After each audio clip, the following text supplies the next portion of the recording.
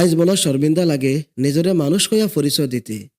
করিমগঞ্জ জেলার চোপড়াখান্দিতে যেটা ঘটনা ঘটছে ইতা দেখার বাদে কি আমরার একটুও শরম লাগে না?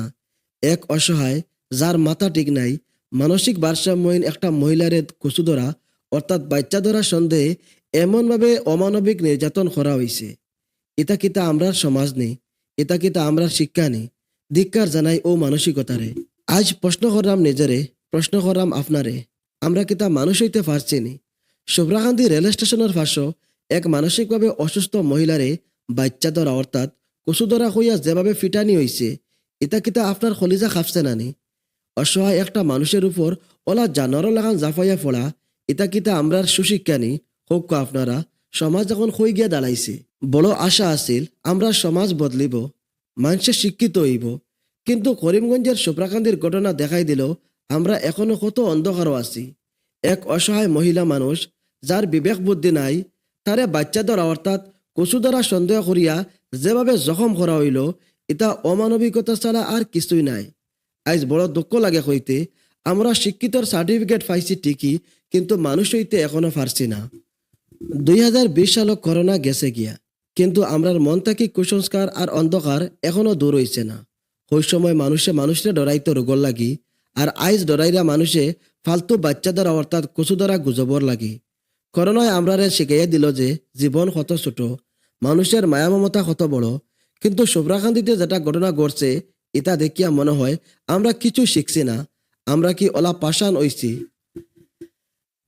আজকের দিনও বিজ্ঞান আর টেকনোলজি অত আগুয়াই গেছে, এর বাদেও সমাজও অত অমানবিক আর অশিক্ষিত কামকাজ চলে, এটা ভাবলেও শরম লাগে। আসলে ঘটনাটা ঘটছে করিমগঞ্জ জেলার চোপড়াকান্দি রেল স্টেশনের খান্দাত। একজন অসহায় পাগল বেটিরে গিরিয়া দরিয়া গাঁওর মানুষে বাচ্চা ধরা অর্থাৎ কচু ধরা সন্দেহ করিয়া মারধর শুরু করছেন। রাইতর আন্দাইরও তার উপরে যে অমানসিক অত্যাচার করা হয়েছে ইটা হওয়ার মতো নাই। এমনকি মারি ধরি তার মাথা ফাটাইয়া রক্ত বাইর করে লাইছে। কয়েক ঘন্টা ধরিয়া জুলুম করার বাদে যখন অসহায় মহিলাটি মাটিত লুটিয়া পড়ছে, তারে আবার তুলিয়া আবার কয়েকটা মারধর করছেন এই অমানবিক মানুষেরা।